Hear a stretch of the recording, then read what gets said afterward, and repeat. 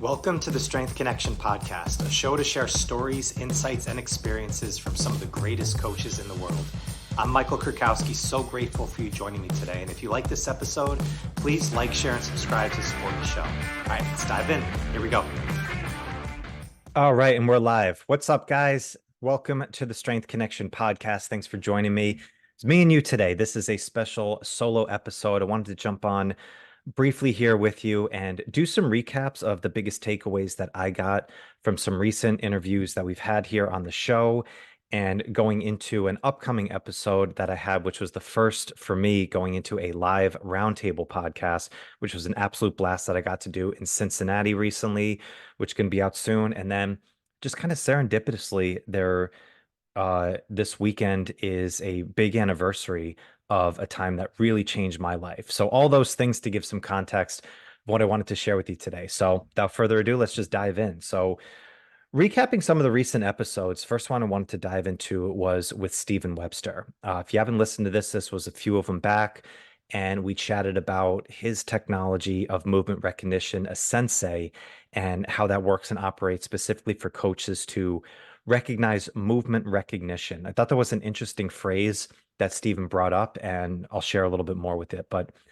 biggest takeaway with this, I love talking to people who think differently than I do. And Stephen's an engineer, and engineers think very differently than how I approach. I am by no means in that field at all. I don't understand often the details of how things work. And I know I had some friends growing up who were always interested in seeing things and taking them apart to seeing all the details inside of it and then how to put it together. That was never me, but being able to speak to people who are tops in their field and stuff like that is always so powerful. So Steven's an engineer. He worked for Microsoft and Adobe in the times when they built things like Connect Fitness and a lot of the wearable apps and things that we know of today. And Steven was on, the ground with the grassroots of building these things up for a long time. Along with that, though, he's a lifelong martial artist. He was the British champion and also coached the University of Edinburgh to 10 straight national championships in karate.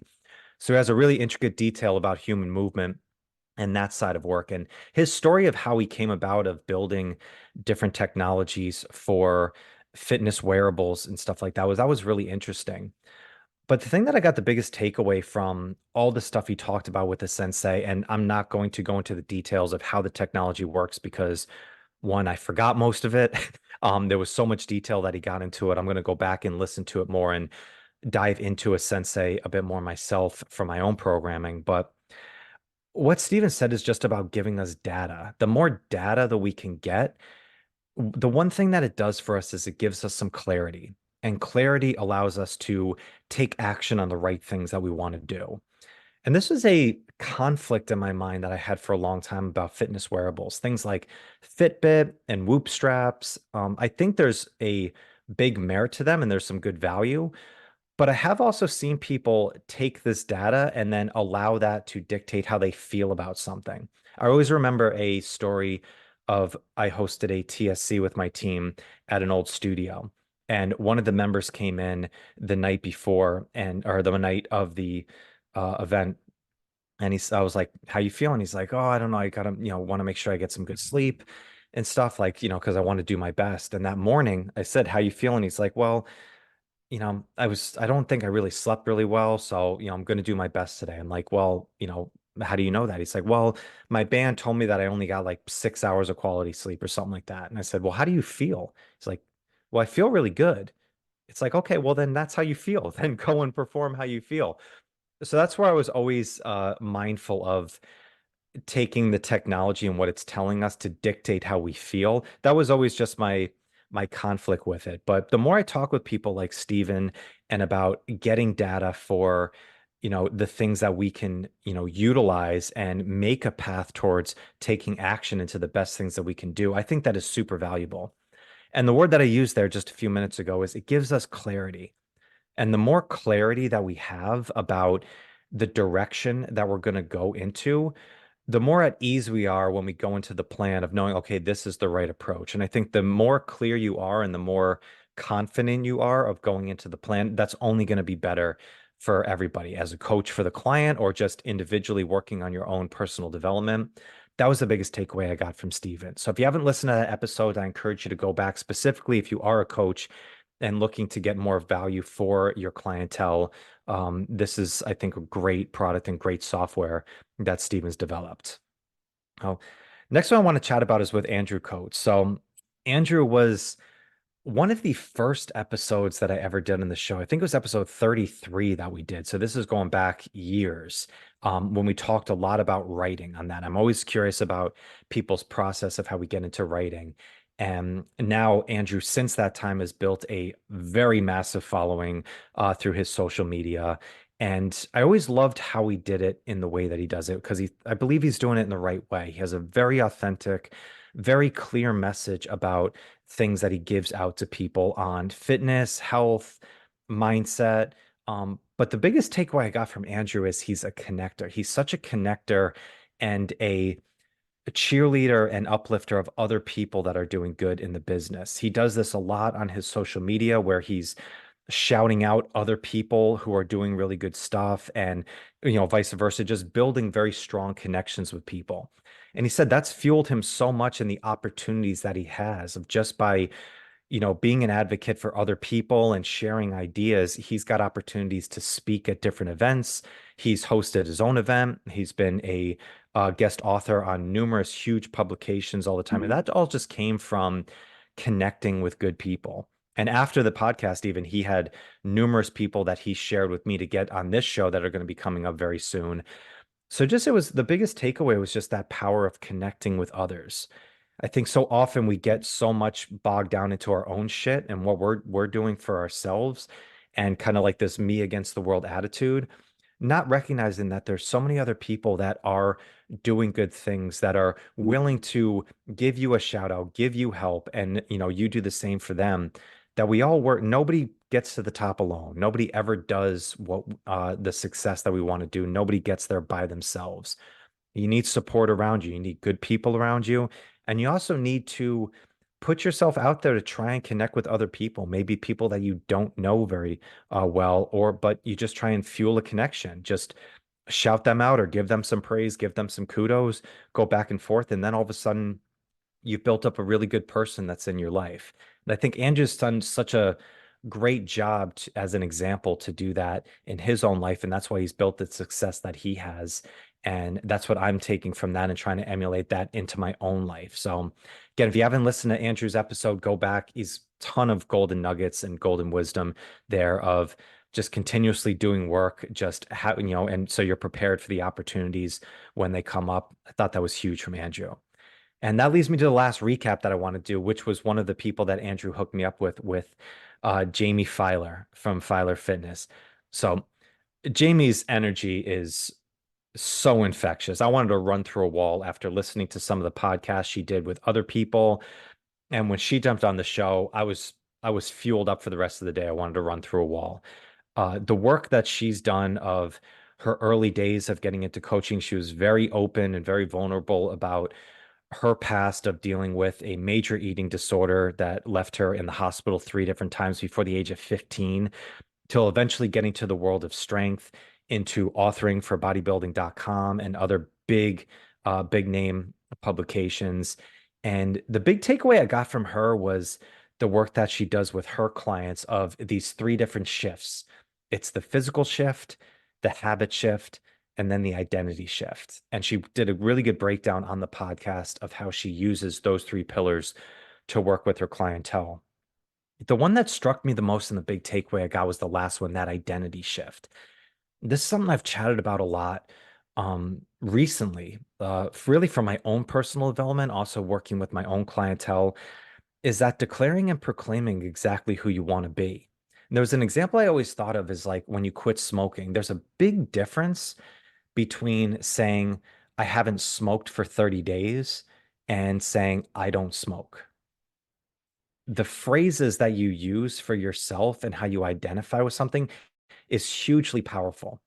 And that was something I heard a lot, specifically with something like, quitting an addiction or quitting, a bad habit, but also leading into the next life that you want to pursue, leveling up into your own life.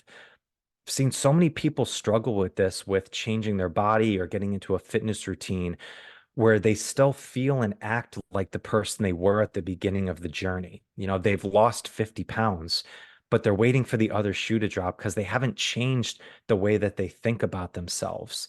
So they're just saying, like, oh, I've lost this weight or so. But they're waiting for the other shoe to drop. They're waiting for themselves to go back into the old frame that they were because they haven't changed their mindset. That's such a powerful lesson to do in personal growth and when we're trying to achieve something and go to the next level is not just doing the work, not just doing the habits, but changing the language that you have around yourself. It's very different of saying I'm going to work out 3 days a week or 4 days a week versus I am an athlete and I train every single week. It's a small little shift in how you say it, but it's a huge shift in how you approach it in your own mindset. And I think that's the key ingredient that so many people are missing that gets them in this yo-yo frame back and forth of succeeding for a little bit and then falling back and then succeeding again when they're motivated, eventually falling back. And every time you do that, your self-efficacy just falls off a little bit more and the belief that you can achieve this starts to get a little bit lower each time. And it's such a tough thing to see from people. So this is a huge point that Jamie brought up in this episode is it's not just about the physical changes that you make. It's not just about the habits that you even build into your life. It's about how you speak to yourself, the identity that you have.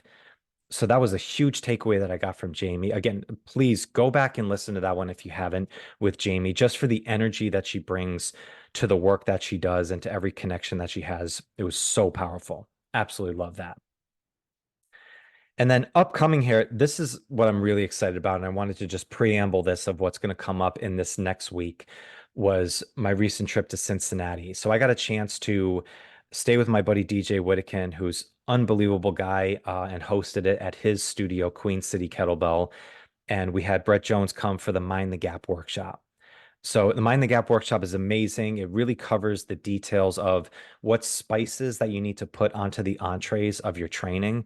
The basics cover everything. If you do the fundamental work and you get the most bang for your buck type drills, those are the things that are going to give you the most. But they only work so much until they don't. Then you have to mind the gap. So maybe there's a specific area of your body or a specific thing that you want to emphasize and put more focus on so the fundamentals do what they're supposed to do. There's specific things that you want to do in those times to ensure that you're getting the most out of your training. So that was the 5 hour detail of what we went through in this workshop. But afterwards, I got to sit down with Brett and DJ and Mark Subius in a roundtable, and we had the first live podcast that I got to do on this show. So it was four guys chopping it up, going into a lot of details. We went into the mind the gap of all the takeaways that we got from this workshop, the biggest takeaways that we found, going into the journeys of how we started in our own paths. It was great to have Mark on because he's not a coach, he's a civilian, but he's been in this community of strength for years and years and years. So to get his perspective from somebody who's been into it so much, working with coaches and working it on himself was an absolute joy. And then DJ's insights and the questions that he asked as well to Brett and to myself and to Mark were ones that I wouldn't have thought of before from his experience. And then hearing Brett being able to speak in detail about this workshop, how it came about, and having this discussion. I got so much out of this. I got so much from the workshop, but then being able to go into even more detail afterwards was huge. So this is going to be a full audio podcast that's going to be going out at the beginning of next week if you're listening to this over when it first comes out. So make sure to tune in and make sure that you check your notifications because that's going to jump up on Tuesday of coming up with this week. Cannot say enough to you guys, DJ, Mark, and Brett, for coming on, for doing this opportunity and sharing some space and being able to do this live. So grateful for that. So the last thing I just wanted to share, this is just really just a personal anecdote. So it is kind of serendipitous that all these cool things happened over this weekend at this time because 14 years ago, this weekend when this episode is coming out was when my life changed in my career, in my training, but really in my life in general is I got to go to St. Paul and I did my first RKC certification at this time. And I got to meet Pavel and speak with him and really dive into this world that I've been a part of now for almost a decade and a half. And it was the first of a series of different workshops and certifications and events and connections that I've made over this time. But it was the first time that I really dove into this specific system, and it changed how I just thought of every approach that I do in my life, whether that be training, coaching, relationships, approaching new obstacles. This was one of the biggest foundations and building blocks that came into my life because it wasn't just about building strength. It wasn't just about getting a workout in. It was about taking a specific system and trying to master it. It was the first time in my life that I started on a path of mastery where I wasn't trying to just add a bunch of new knowledge as much as I could into my life and into my brain, and then just start vomiting it out everywhere that I could. It was about diving deep. It was about going deep and not wide. And the deeper I went into on these fundamentals and the same movements, the same systems, not trying to jump ship and find another system in there, just kept going deeper and deeper, practicing it over and over again. That has led me into a completely different mindset of how I approach things, because the biggest things that we do in our life, they take depth. They're not always exciting. They're not always brand new, and they don't give you this feeling of something exciting and new coming into your life. Oftentimes it is punch the clock work. It's going into it's giving focus. It's going into the details as much as you can. And if you go into the details every single day and the same things, that is a hard thing to stay focused on and stay motivated on. It is not easy in anything that you do. But the things that give us the most fulfillment, and I think the most joy, which is very different from being happy, it's a deeper feeling that you get. It's a feeling that you're trying to master something. And this was my first introduction into it 14 years ago. And then 4 years after that, it was 10 years ago, is when I went into the Dome into level 2. And that's actually where I met DJ Whittakin for the first time, when we were on our team in level 2.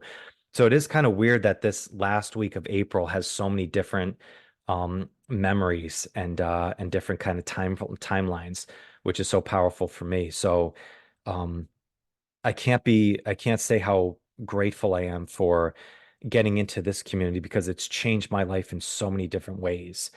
And why I wanted to bring it up is because anything that is really worth it in life to pursue, it takes depth. It doesn't take width. It's less about expansion. It's more about subtraction. It's more eliminating the distractions and the shiny objects that are really exciting to see, but it's about strengthening the depth of your systems. And the more you do that, the more it applies into everything into your life, in the physical side, the mental side, the spiritual side, which is a huge one, the emotional side, all these different things I've been influenced by from this meeting 14 years ago. Completely changed the trajectory of where I wanted to go. It led me into leaving a really toxic situation years later, into going into a new one, into developing the business that I have right now, and having the courage and the bravery to go into it, starting from scratch with zero capital, zero money, all those things, and knowing that I could do it because I had that discipline muscle of knowing that I could do the boring things over and over again. So can't be grateful enough for all those team leaders, all the people that I met 14 years ago. Huge shout out to Pavel Tatsulin for this system and what it's done for my life. And I just wanted to share it with you guys today. So, all right, I'll leave it on that. Thank you so much for listening, guys. If you got to here, make sure that you tune into this special podcast episode with this roundtable coming up earlier in the week. So grateful for you for listening. Thank you so much for all the support that you've done for the show, and can't wait to keep doing this and keep talking to you over the months and years to come. So until next time, be strong. Thank you so much. I'll talk to you soon. All right, peace. Thank you so much for joining me today. I hope you found some great value here. And if you like this episode, please drop a comment and leave us a 5-star rating and review. It does more to build the show than you can imagine. And do not forget to check out and join the Strength Connection Facebook group. In this group, I share the biggest takeaways and lessons from these amazing conversations, as well as training and strength tips for pursuing mastery and fulfillment in life. This group is filled with individuals looking to take full control over their strength, and it's the perfect space to explore new ideas and to share your journey. And you'll also get exclusive access to the Strength Connection Mastery Seminars. It's a deep dive into the physical, mental, and spiritual training that you can begin using immediately. So do not wait, go now. Seriously, go. All right, much love to you. Thank you so much, and I'll catch you on the next one.